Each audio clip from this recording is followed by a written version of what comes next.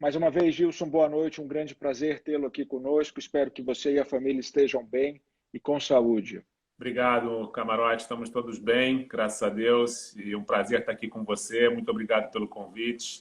Uma honra fazer aí parte desse Insta, batendo um papo com você hoje. O prazer é nosso. Pessoal, para quem não conhece, eu queria fazer uma breve apresentação, mas antes eu vou falar o tema da nossa live de hoje. É a Bolsa de Valores Brasileira, a B3, durante a pandemia. E a gente convidou para conversar conosco sobre esse tema o Gilson Finkelstein, que é o CEO, é o presidente da B3. E quem é o Gilson? Ele é um carioca de 47 anos, formado em Engenharia Civil de Produção pela PUC, Universidade Católica do Rio de Janeiro, Pontifícia, 1994, e pós-graduado pela INSEAD, na França, Advanced Management Program. O Gilson também nos honrou com a presença dele na lista de melhores CEOs do Brasil do ano passado. Esse ano a lista ainda não foi publicada por motivos da pandemia, mas a gente tem certeza que, pelo histórico que a gente está vendo aqui, ele tem grandes chances de fazer um double header. Gilson, falar um pouquinho do seu histórico profissional e você vai me complementando, porque essa daqui é a cola que eu recebo lá da redação. Você tem mais de 20 anos em instituições financeiras internacionais, passou pelo Citibank, JP Morgan, Bank of America e Santander. E aí, quando você estava no Santander, você foi convidado pela CETIP, Central de Custódia e Liquidação Financeira de Títulos, para assumir a presidência daquela instituição. Me fala como foi a tua passagem nesses 20 anos de mercado financeiro até a migração, ainda dentro do mercado financeiro, mas do outro lado do balcão. Muito bom. É isso aí. Eu, como você falou, tinha o sonho de ser engenheiro, Camarote, achei que eu ia ser empreendedor, ia ter uma construtora, nada disso se materializou. Eu acabei logo na saída da faculdade, ali, antes de terminar, fazendo um estágio em engenharia, e aquele sonho de criança de achar que eu ia construir prédios ou aeroportos não foi materializado. Eu acabei migrando para o mercado financeiro ainda na faculdade e entrei no Citibank. Foi minha grande escola. Eu divido esses 20 anos, assim, os 17 anos iniciais em duas instituições que foram escola para mim. O Citi, uma grande escola onde eu fiquei 14 anos e aprendi muito de banco de atacado. E depois eu fiquei 3 anos no JP Morgan, principalmente porque o Citi tinha me enviado para fora para um desafio internacional, mas a gente estava ali no ano de 2007, o Brasil, atividade muito forte, né? Pós-eleição do Lula e mercado de capitais, assim como a gente está vivendo hoje, um momento muito bom há 13 anos atrás. Aí eu fui para o JP Morgan, uma outra escola para banco de investimento, ainda na área que eu sempre atuei, que foi a área de mercados, né? Mesa de operações, essa minha escola. E depois Bank of America e Santander, já como diretor do Santander, eu sentava no conselho da CETIP, era conselheiro da CETIP também, representando o Santander, e recebi esse convite surpreendente à época, que eu não esperava, para ser CEO. E nessa hora, uma decisão difícil de mudar de carreira, né? Eu tinha, depois de ter entrado no mercado financeiro e na mesa de operações, achei que eu nunca ia sair. Com disciplina, tirei férias, né, para tomar a decisão quando eu recebi o convite, e foi talvez uma das melhores decisões profissionais da minha vida, ter naquele momento assumido a presidência da CETIP, que é uma empresa de infraestrutura que hoje está, vamos chamar assim, dentro do guarda-chuva da B3, né?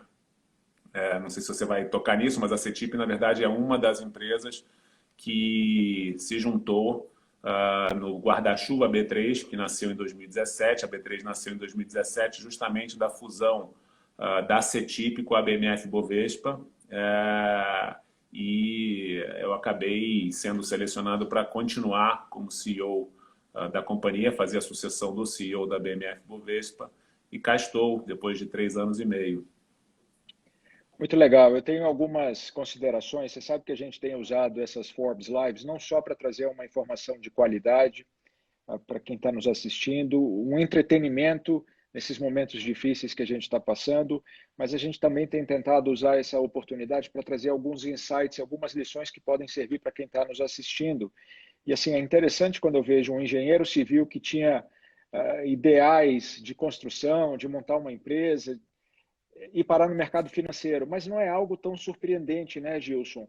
Mais e mais eu vejo pessoas, engenheiros, que estão no mercado financeiro. Eu acho que essa forma do engenheiro pensar e raciocinar é muito necessária para o mercado financeiro, mas mais do que isso, quando eu vejo o seu comentário de uma decisão muito difícil de sair do Santander e ir para a CETIP, hoje, coincidentemente, eu fiz um post no meu Instagram pessoal, que foi a capa, foi uma sacola que eu bati numa vitrine em Paris alguns anos atrás que dizia: cada saída representa uma entrada em um outro lugar. Quer dizer, você não teve medo desse desafio, obviamente você pensou, tirou férias para pensar melhor, mas acabou sendo, pelo que você acaba de relatar, a melhor decisão profissional que você já tomou na sua carreira. Muito legal.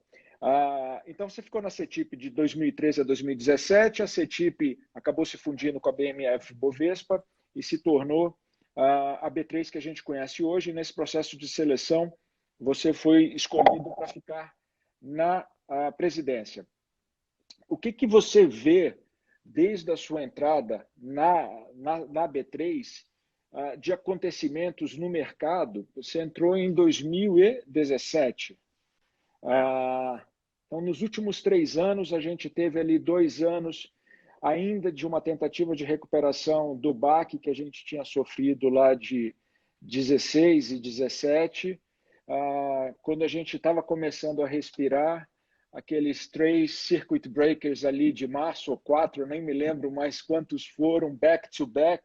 Primeira pergunta é como está o 3, né? Como é que está o coração? 6, foram 6. 6, meia dúzia. Num dia só, 2 ou 3. Vocês chegaram a interromper o pregão totalmente num dia? No dia foram só 2, mas no total do mês foram 6.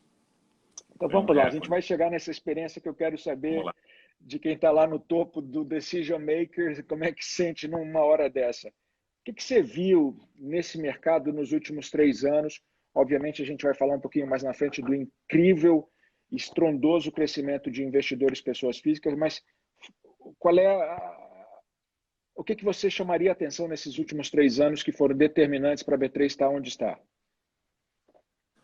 Olha, camarote, definitivamente foram 3 anos transformacionais para o nosso mercado de capitais. Eu acho que essa história eu acho que começa até um pouquinho antes, né? Ali 2015, 2016, até quando a gente estava negociando a fusão. Foi bastante curioso porque o mercado mudava tanto e a gente estava negociando um preço, pagamento em dinheiro e ações, que cada dia o mercado oscilava tanto que a gente sofreu bastante para fechar a operação, mas no final das contas deu tudo certo e foi justamente a transição, né, da época do governo Dilma para o governo Temer, e não foi meio uma transição, né, foi o impeachment e isso teve muita volatilidade. Eu acho que, olha, nos últimos 3 anos a gente definitivamente, como eu falei, viu o mercado de capitais se transformar. Interessante comentar que exatamente logo no início da formação da B3 a gente teve o tal do Joesley Day, que também foi um dia que teve circuit breaker, e a gente eu lembro perfeitamente. Quando tem dia de crise, normalmente o meu dia começa com uma ligação de diretor ou presidente do Banco Central, né? Então, em 2017, eu lembro perfeitamente. Eu estava nos Estados Unidos, porque maio é aquela época, naquela semana que tem muitos eventos, vocês fazem... Person of the Year, a gente faz uma festa grande da Forbes lá. Exatamente, e foi nessa época eu acordei com uma ligação do diretor do Banco Central, falando: bom, hoje vai ser agitado, a gente vai precisar coordenar aí as ações, enfim. Mas acho que os últimos 3 anos viu, como eu falei, essa transformação, principalmente... a partir do momento que a gente teve um direcionamento do governo para o tema fiscal, de responsabilidade fiscal, que possibilitou a queda dos juros em função da inflação sob controle. E a gente vem de uma história de inflação sem controle, né? Uma cultura inflacionária. E a grande diferença que a gente tem visto nos últimos anos é que o juro vem numa trajetória de queda muito forte, aproximando o Brasil dos outros mercados financeiros que já têm aí um juro baixo, um juro real baixo há mais de 10 anos, né? Desde a crise de 2008. Então, definitivamente, a gente viu este crescimento em todos os mercados de capitais. Quando eu falo todos os mercados, a gente fala mercado de crédito, mercado de fundos imobiliários, mas definitivamente o mercado de ações foi o que mais reflete esse crescimento muito forte, né? Isso vem principalmente da quantidade de brasileiros que estão investindo em ações e quanto os fundos, né, de ações captaram nos últimos anos. Então, esse número é muito impressionante. Esse ano, a gente bateu 2 milhões e 800 mil contas de brasileiros que têm ações, né? Durante praticamente 10 anos, esse número ficou parado em 500 mil, até 2017. E de lá para cá, a gente saiu de 500 mil contas para 2 milhões e 800, sendo 1 milhão só esse ano, no ano de 2020. E aí você me pergunta, por que isso aconteceu? Definitivamente, o grande catalisador desse movimento foi o juro baixo, né? Com o juro baixo, acabou a oportunidade que o brasileiro tinha de pegar o seu dinheiro e colocar em instrumentos de renda fixa sem risco, com juro real muito elevado, que é péssimo para o país, né? Financia a dívida pública, mas você não gera investimento, não gera emprego. Então, essa agenda de juro baixo realmente é transformacional para o Brasil, para o empreendedorismo, né? Para realmente novos empreendimentos. Isso é o que a gente está vendo acontecer no Brasil. Pessoal, para vocês terem noção do tamanho da B3, ela é uma das maiores bolsas de valores do mundo e ela só fica atrás da Bolsa de Nova York, da Bolsa de Chicago, Londres, Hong Kong e Frankfurt. Portanto, ela é uma, duas, três, quatro, ela é a sexta bolsa do mundo em importância e tamanho. Quer dizer, quando você pensa que o mercado de capitais é extremamente pulverizado no mundo, é muito relevante esse dado. E eu não sabia, Gilson, parabéns, dentro do seu mandato, esse crescimento. Eu sabia que a Bolsa levou uma vida inteira para chegar no 1 milhão, que aconteceu por volta de que? Outubro, setembro do ano passado. Foi no início do ano passado, não, acho que foi no início. 1 milhão a gente bateu, acho que no início, meados do ano passado, se está certo, E de lá para cá, esse crescimento estrondoso, então a gente pode computar isso na conta da sua administração, obviamente fora o juro mais baixo. Uma dúvida que eu tenho, Gilson, todas as empresas têm uma meta, né? Eu imagino que vocês aí, enquanto empresa listada na própria bolsa, tenham metas.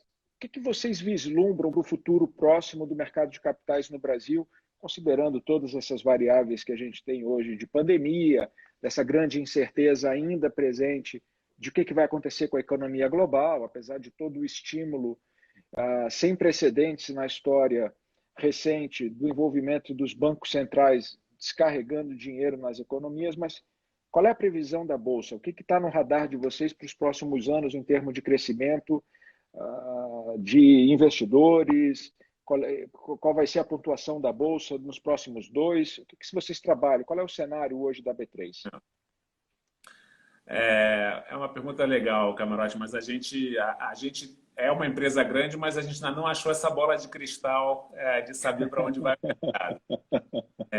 Eu sempre brinco, né? Muita gente fala assim, nossa, você deve estar sabendo, tem toda a informação. No final das contas, a Bolsa e todas as bolsas, nós infraestrutura de mercados, né? Esse é o que a gente faz, é uma empresa de infraestrutura de mercado financeiro que garante o bom funcionamento dos mercados e garante a segurança dos mercados, né? Então, essa é a nossa função primordial. E a gente, enfim, mistura tecnologia com serviços para garantir que essa infraestrutura seja bem adequada. Como eu falei, a gente tem esse crescimento do número de investidores e o que a gente vislumbra é que assim, o Brasil ainda tem um caminho muito grande do que eu chamo de sofisticação do mercado financeiro, né? As metas que a gente coloca diante de nós são principalmente para, obviamente, como toda grande empresa, de bom atendimento, de proximidade com os clientes, né, alinhado com os valores que a B3 tem. Mas a gente tem uma meta de desenvolvimento de novos produtos, né, de mercado de capitais, justamente para que o nosso mercado financeiro cresça. Então, por exemplo, na linha de listagem de empresas, a gente tem hoje aproximadamente 400 empresas listadas, né? Isso é muito pouco para um país do tamanho do Brasil. A gente claramente tem muitas empresas para trazer para a Bolsa e a gente está com um pipeline muito forte de IPOs, né, esse ano. E a gente tem, por exemplo, uma meta também que é trazer empresas menores para a Bolsa. E essa é uma agenda muito importante. O IPO no Brasil sempre foi daquela empresa muito grande. E no mundo todo, a empresa consegue acessar a Bolsa, mesmo sendo uma empresa pequena ou média. Então, isso, por exemplo, é uma meta que a gente tem de trazer mais empresas pequenas e médias para a Bolsa. A gente já teve 2 IPOs esse ano, por exemplo, de empresas que, historicamente, têm 1/3, 1/4 do valor do IPO médio no Brasil. Isso é muito legal. A gente também tem meta, por exemplo, de desenvolver alguns outros mercados, novos mercados. Então, um mercado que a gente tem trabalhado bastante é o mercado de crédito, né? É o mercado secundário de debêntures, né, de títulos, porque isso é uma forma das empresas levantarem recursos de dívida e ter esses instrumentos negociados no mercado, não só ações. Então, essa é uma outra meta grande. A gente tem trabalhado muito também a agenda de fundos imobiliários, que tem crescido muito e fala com um mercado que gera muito emprego e gera muito desenvolvimento para o país, que é o mercado de construção civil, né, que remete à minha formação. E também a gente tem, nessa agenda de diversificação, que é uma outra coisa que a gente certamente vai tocar, diversificação, educação do investidor, recentemente, com a mudança de regulação da CVM, a gente também tem uma agenda de BDRs e ETFs, né? Quer dizer, listagem de ativos no Brasil, que possam até se fazer referência a ativos no exterior. Isso é saudável, porque isso é uma agenda de diversificação de investimentos que é sempre importante. Então, esses, por exemplo, são exemplos de metas que a gente tem aqui na B3. A gente não tem uma meta específica no número de investidores que a gente vai ter, mas eu te dou uma referência que eu gosto muito de falar, por exemplo, voltando para o mercado de ações. No Brasil, a gente tem entre 10% e 15% de toda a poupança ou de toda a indústria de fundos de investimento, ela está alocada em ações, só entre 10% e 15%. Se você pega qualquer outro país no mundo, esse número, é difícil você achar um número menor do que 50%.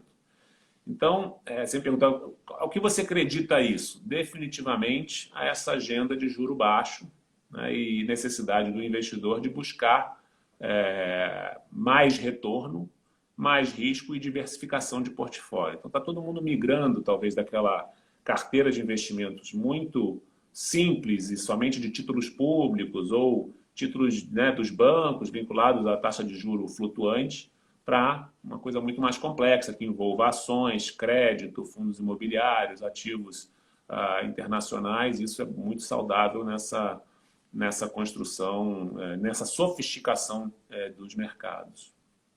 Então, mesmo sem ter uma bola de cristal e nem traçar uma meta no papel, olhando para o número de outras economias semelhantes à do Brasil, a gente poderia dizer que é seguro afirmar que pelo menos tem 30%, 35% de gap aí, de uma margem de crescimento do mercado de capitais, né? Você tem de 10 a 15 investidos e outras economias têm, em média, não menos do que 50, a gente está falando aí de um crescimento aí aproximado de pelo menos 35% de recursos investidos no mercado de capitais. Eu acho que vai demorar para a gente chegar nesse número, mas eu acho que mostra o caminho, né? Mostra o caminho, porque a gente também precisa, para isso, ter a economia crescendo, e esse, infelizmente, é o nosso desafio. A gente tem muitas empresas indo muito bem em período de crise, né? A crise acaba tendo uma consolidação de bons negócios, e por isso que a Bolsa segue forte. Mas, então isso precisa caminhar junto, né? A Bolsa, de alguma forma, também reflete uma economia pujante, uma economia mais vibrante. Então, isso tem que andar junto. Mas o número que você dá, eu espero que a gente chegue lá um dia, mas ele vai ter que caminhar com a economia crescendo, novas empresas se listando, novos setores, né, vindo para a Bolsa, e esse é o nosso desejo, que isso se materialize aí nos próximos anos. Se Deus quiser. Antes da gente falar um pouco de crise, quais foram os impactos dela, os impactos diretos na B3 e as formas e estratégias que vocês usaram para amenizar esse impacto? E levando em consideração que a gente tem aqui um público muito diverso e com certeza tem aqui alguns empreendedores, donos de empresas que estão se perguntando, até porque existe realmente esse tabu que a bolsa só é para aquelas empresas muito grandes.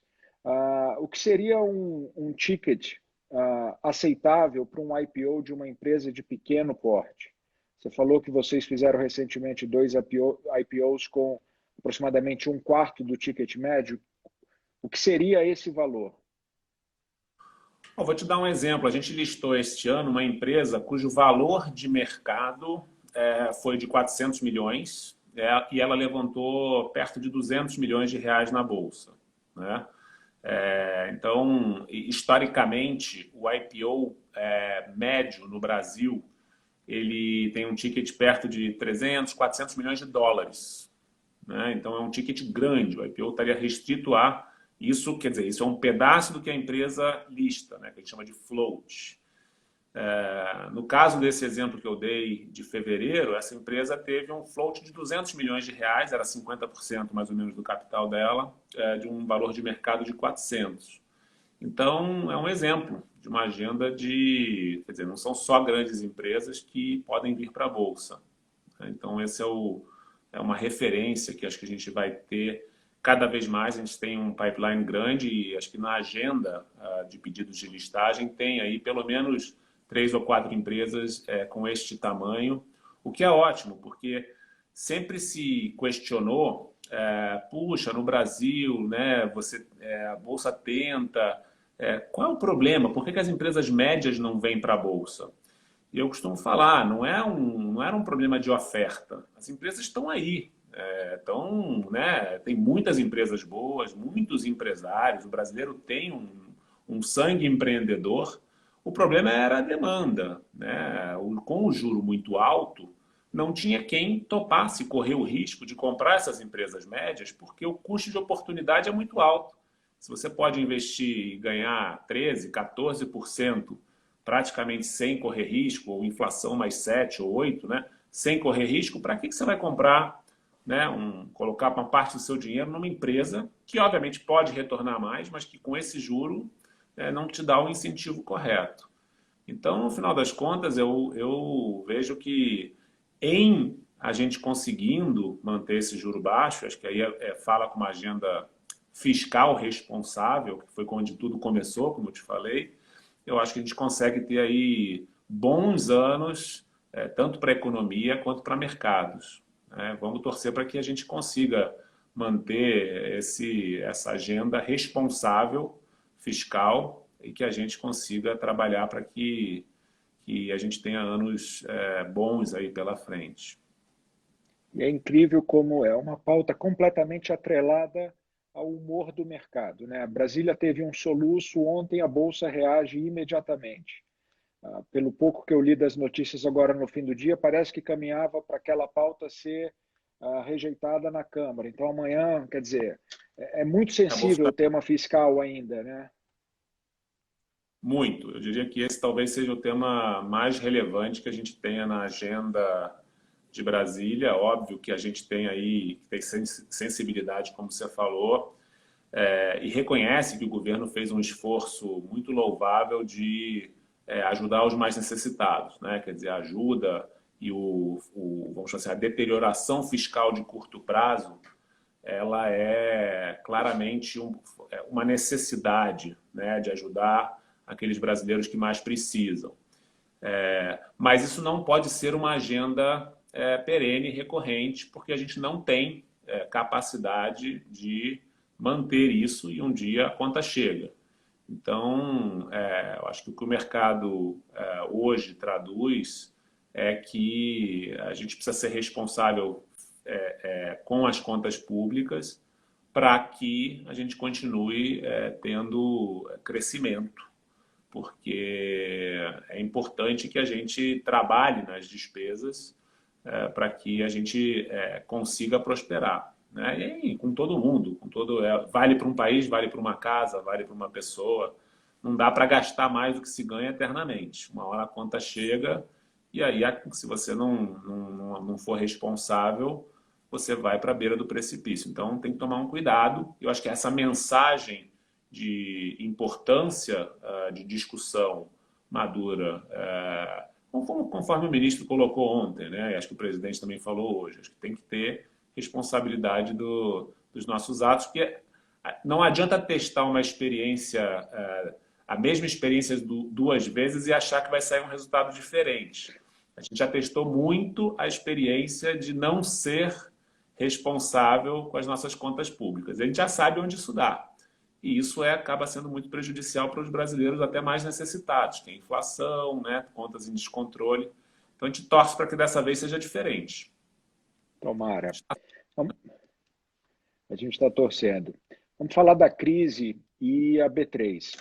Você falou que a Bolsa estava caminhando claramente para uma grande mudança estrutural, principalmente com essa vinda grande e contínua de novos investidores. E aí você se viu diante da maior crise global da nossa e de outras gerações, 6 circuit breakers na história dos últimos 6 meses. Como é que isso impactou diretamente a B3? Obviamente que a gente viu o número cair de mais de 100 mil para 63 mil pontos, eu acho que caiu a Bolsa, me corrija, por favor. E o que vocês fizeram de estratégia para minimizar esses impactos e para navegarem de forma mais tranquila durante esse período? A gente está vendo que a Bolsa já está acima de 100 mil pontos, oscilando ali um pouquinho abaixo de 100 mil quando tem algum tema desse ligado ao tema pauta fiscal. O que vocês fizeram, Gilson? Camarote, é muito interessante a sua pergunta. A gente, sob a nossa ótica, quando a Bolsa estava nessa trajetória de queda de 100 e poucos mil pontos para 60 mil pontos, a gente teve um recorde no volume de negócios e assim, foram os dias mais agitados que a companhia viveu nos últimos 30 anos, né? Eu mencionei os 6 circuit breakers entre março e abril. A gente teve, obviamente, um princípio de pânico, né, em todos os mercados, muita gente desesperada. A gente, nesses dias, eu comentei contigo que eu começo o dia com a ligação normalmente do Banco Central, mas a gente tem que coordenar com os nossos reguladores, a CVM também, até mais, o nosso regulador é a CVM e o Banco Central, então a gente tem que coordenar toda essa atividade, e a gente tem uma atividade importante na Bolsa que é a gestão de riscos, né? Então, como eu lhe falei, a gente é uma empresa de infraestrutura. O que a gente adiciona de valor no mercado é justamente garantir que o funcionamento dos mercados seja preservado e que haja liquidação, né, e que todos honrem as suas posições, né? Essa é a nossa função, esse é o nosso papel. Muitos confundem, até ligam e falam assim: Gilson, é melhor você fecha a bolsa que para de cair. Isso seria um dos maiores erros que a gente poderia cometer, porque é isso que gera o pânico. Você deixar os mercados fechados completamente gera uma assimetria de informação em que você não sabe o que está acontecendo. E você teria essa autonomia, Gilson? Você pode simplesmente falar, fecha o pregão? Não sou, não tenho essa autoridade toda, né? Mas a gente tem, como você falou, os mecanismos de cool down, né? que isso vem lá da década de 90, para que o mercado tenha, vamos chamar assim, mecanismos de amortização, né, da tensão que o mercado está vivendo. Então, o circuit breaker é um exemplo de que a gente coloca quando o mercado cai 10%, a gente para por meia hora, se cair 15%, para por uma hora. E se cair 20%, aí sim a gente não precisa reabrir. É uma opção de reabrir. a gente não testou nunca na história os 20%, apesar de que esse ano a gente testou 19,8%. A gente esteve muito perto de um terceiro circuit break no dia. A gente tem outros mecanismos também aí nos contratos de derivativos, que são margens de oscilação. Então, a gente tem um limite máximo de oscilação, mas o mercado oscila mais do que aquele limite. E aí a gente tem que fazer um cálculo de risco para saber se a gente reabre, por exemplo, os mercados de câmbio futuro, de juros futuro. Então, esse é um típico dia de crise. A gente vai monitorando, porque a gente tem uma função importante que a gente descreve tecnicamente como contraparte central. Quando alguém opera conosco, né, nesses mercados de contraparte central, a Bolsa é responsável por honrar a posição independente se o outro lado, né, alguém comprou, alguém vendeu. E a Bolsa tem que honrar as duas posições independente se alguém não entregar o dinheiro. Então, a gente faz essa gestão de colateral e tem que garantir que o risco, né, seja coberto e que a gente tenha dinheiro, né, e ativos para fazer essas entregas. Então, foi realmente, foram dias aí, a gente até menciona como referência, foram os dias mais voláteis nos últimos 30 anos que a gente viveu. São dias que, para quem conhece estatística e modelo de risco, aquele 99,7, esse é aquele 0,3, a gente viveu dias fora do que a estatística diria que a gente até poderia ter vivido. Aquele um dia a cada 30 anos, um dia a cada 40 anos, nós vivemos nesta crise. E correu tudo bem. Então, eu acho que foi mais um teste. Bem é verdade que a gente é bastante escolado em crises, né? Já vivemos muitas, já aprendemos.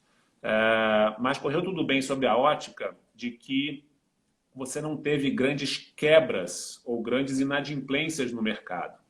E isso acontece graças à nossa, vamos chamar assim, robustez no mercado financeiro brasileiro.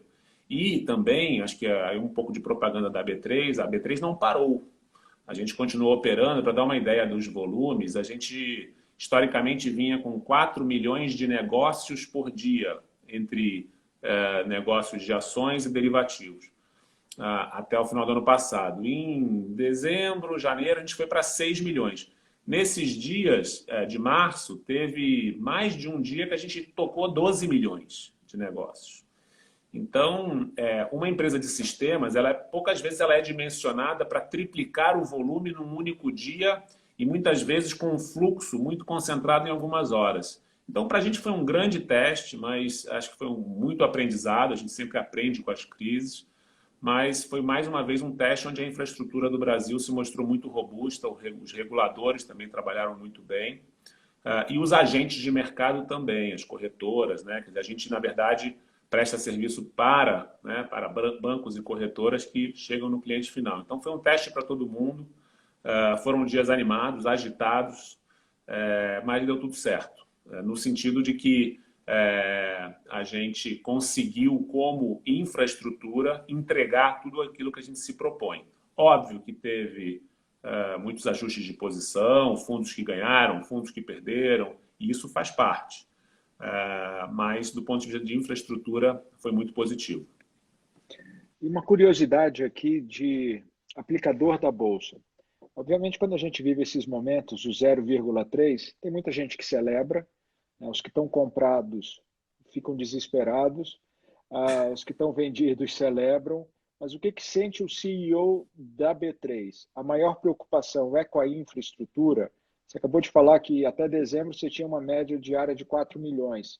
Existe uma preocupação, será que o sistema vai aguentar? Qual é a maior preocupação? É o mercado derretendo? É continuar prestando um bom serviço? Como é que fica o Gilson nessa hora? Infraestrutura e risco. Acho que são as duas coisas que passam na cabeça de todos os executivos. Se a infraestrutura está funcionando e se todo mundo está conseguindo fazer seus negócios, seja se você está comprado e quer vender, porque você entendeu que não tem que ficar mais com a posição, se você está vendido e quer comprar, se quer trocar de posição, então tudo isso tem que funcionar. E risco, quer dizer, a gente tem que garantir que não haja uma inadimplência, né? Uma inadimplência no sentido de que, como a Bolsa garante todas as operações, Se alguém comprou o dólar futuro, eu tenho que entregar o ajuste. Se o dólar subiu, eu tenho que entregar. Eu não posso dizer, olha, camarote, você está comprado, mas não vou te... espera uns 2 dias que eu vou te pagar. Não pode. Então, esses 12 milhões de negócios precisam liquidar e todo mundo precisa receber, todo mundo precisa pagar aquilo que, né, o ativo ou o dinheiro, e tudo isso precisa acontecer. Então, é risco e sistemas. Obviamente, vem a loucura, né, do dia a dia, né, da movimentação, mas acho que não dá nem muito tempo para você pensar, desculpa, no nível nominal. Se a bolsa está a 60, se a bolsa está a 80, se o juro está, né, como é que está a curva de juros. Óbvio que a gente fica de olho para apertar o botão vermelho, parar o circuit breaker e assim vai, né? Obviamente semântica aqui, mas é muito tenso, mas faz parte. A gente já tem aí um time bastante experiente que sabe lidar com isso. Agora, o telefone não para, né? O telefone... E cada um vem uma ideia nova, então acho que isso até atrapalha mais do que ajuda, porque todo mundo querendo saber o que acontece, aquela ligação que você menos espera. Me conta o que está acontecendo. Bom, se eu soubesse, né? Tem que servir de consultor e ouvir muitos técnicos, né? Porque quando a seleção joga, é cheio de técnico. Quando o mercado está caindo, está cheio de consultor financeiro. Mas um ponto importante que você mencionou, que eu acho que só voltando ao tema da maturidade do investidor, né? Você comentou, a gente teve, com toda essa crise, com toda essa colapso da Bolsa, a gente viu uma das preocupações que eu tinha também, só para complementar, né, a minha resposta, era com essa safra nova de investidores, né? A gente vem crescendo muito o número de investidores, então em Bolsa você mencionou mesmo, a gente ficou, no início do ano a gente tinha batido perto de 2 milhões, muito tangenciando ali os 2 milhões, vindo de 500 mil. E muita gente falou assim, puxa, esses novos investidores não vão aguentar a volatilidade, na primeira crise vão vender, vão sair da Bolsa e vão ter uma grande lição de perda de dinheiro. E foi uma grande lição inversa.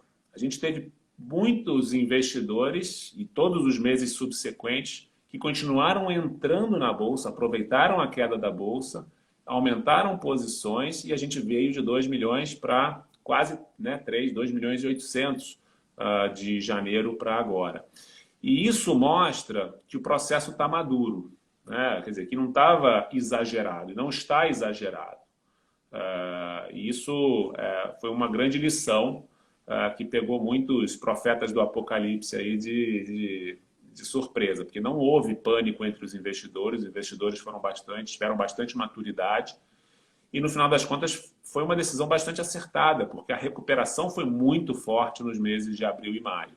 A Bolsa está hoje perto de 102 mil pontos, 102 mil pontos, mas ela bateu 63 mil, como você falou. Então, isso não foi um movimento só no Brasil, foi em todos os mercados que se mostraram uma recuperação forte dos mercados de renda variável. Parabéns por manter a sanidade no meio desses momentos e principalmente pela qualidade do serviço que foi prestado e continua sendo prestado, e que eu acho que se existe um stress test, vocês não poderiam ter passado por um mais rígido e com a sequência de acontecimentos back-to-back, né? Porque fazer uma simulação é uma coisa, você viver isso acontecendo ali e continuar acontecendo mostra que realmente o sistema todo e, obviamente, a infraestrutura da B3 está preparada para suportar esse tipo de acontecimento. Espero que não volte a acontecer. Gilson, antes que a gente termine a nossa conversa, chegaram várias perguntas aqui. Tem uma pergunta aqui. Qual o impacto financeiro da B3 no mercado informal? Você vê a possibilidade desse afluxo de... Eu quero entender essa pergunta dessa forma. Esse afluxo de novos investidores que estão vindo para o mercado de capitais estariam saindo de um mercado informal? Você acha que existe essa competição? O dinheiro novo está vindo de todas as frentes? Acho que os investidores não estão vindo do mercado informal. Acho que estão vindo de outros mercados de renda fixa, em sua maioria. saindo de ativos menos arriscados para mais arriscados. Eu acho que o investidor está redistribuindo o seu portfólio e muito mais do que qualquer coisa. Acho que esse é o reflexo do que a gente está vivendo, uma redistribuição, rebalanceamento dos portfólios, e não se o mercado formal ou informal. Ok, vamos a mais uma pergunta. Bom, essa pergunta eu já fiz, que era a previsão. Pessoal, não existe bola de cristal. Não Qual o existe papel da aqui. Então, B3? Hã? capaz da Forbes ter uma, você tem que procurar aí Não, na não Forbes. tenho também, não. Se eu tivesse, eu estava vendendo essas previsões. Qual é o papel da B3 na educação financeira? Temos apenas menos de 10% investindo na Bolsa. Que papel vocês têm nessa educação financeira, Gilson? Essa pergunta maravilhosa. A gente tem, historicamente, as empresas que formam a B3, a gente tinha uma escola, né, efetivamente uma escola tradicional de finanças, e a gente recentemente redesenhou o nosso propósito para ser um hub de educação financeira. A gente sabe que tem muita gente, muitos agentes de mercado, escolas, enfim, que produzem bom conteúdo.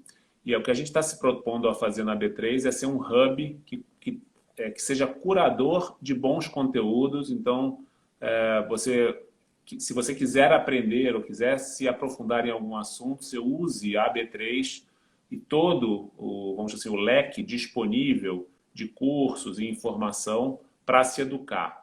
Então, isso é uma agenda muito forte que a gente tem, que a gente vai continuar investindo, porque é fundamental que o investidor aprenda a investir.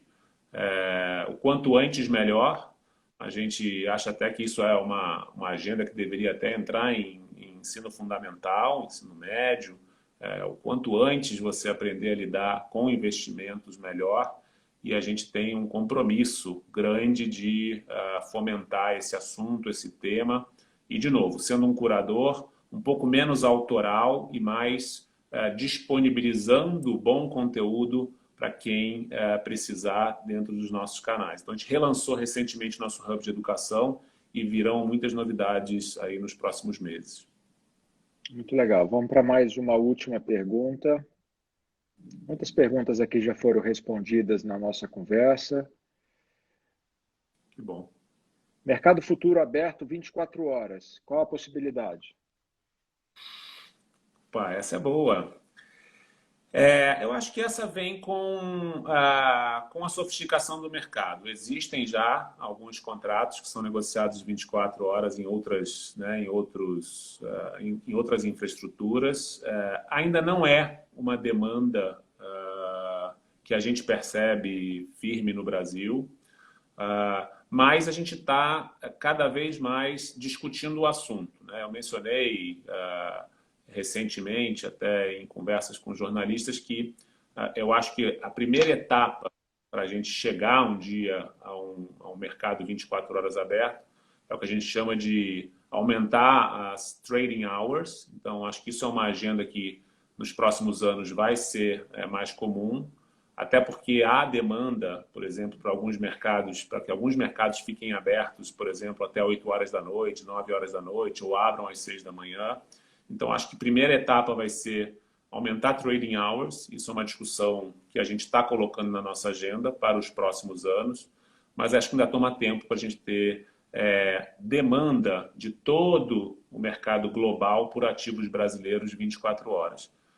Talvez esse seja um desejo, né, que o Brasil ganhe expressão e representação, seja no comércio, seja, né, na alocação do investidor estrangeiro, porque aí a gente acelera essa demanda de investidores de outros mercados quererem operar 24 horas. Bem, é verdade que a gente tem muito investidor estrangeiro operando conosco, mas nos horários que a gente está funcionando, que normalmente vai de 8, 9 da manhã até 6 da tarde. Gilson, obrigado mais uma vez por participar da conversa. Eu acho que foi bastante esclarecedora sobre algumas curiosidades que eu tinha e que com certeza quem está nos assistindo tem.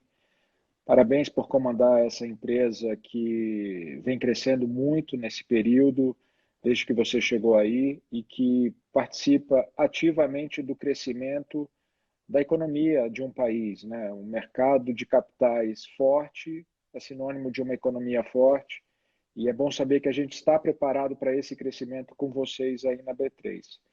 Ah, queria deixar você à vontade para fazer suas considerações finais para quem está nos assistindo e agradecer mais uma vez a sua presença aqui conosco. Camarote, super obrigado. Acho que você falou tudo. Você é melhor closing remarks do que os seus aí de que mercado de capital forte reflete um país forte, eu não poderia ter. Eu concordo gênero, número e grau. Acho que é uma agenda super importante para o nosso país. Ter empresas.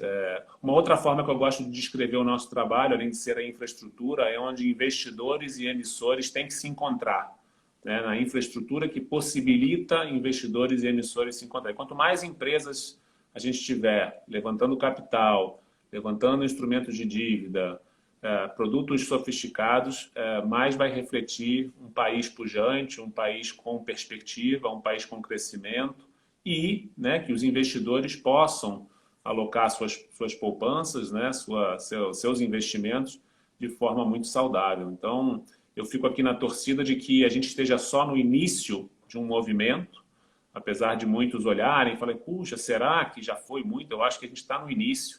A gente tem aí muitos anos pela frente de prosperidade, se a gente, como brasileiro, tiver uma agenda legal. Então, fico aqui na torcida para que a gente possa fazer outras lives no futuro e comemorar o nosso crescimento aqui e o crescimento do PIB, da Bolsa e da Forbes. Se Deus quiser, amém. Vamos fazer sim.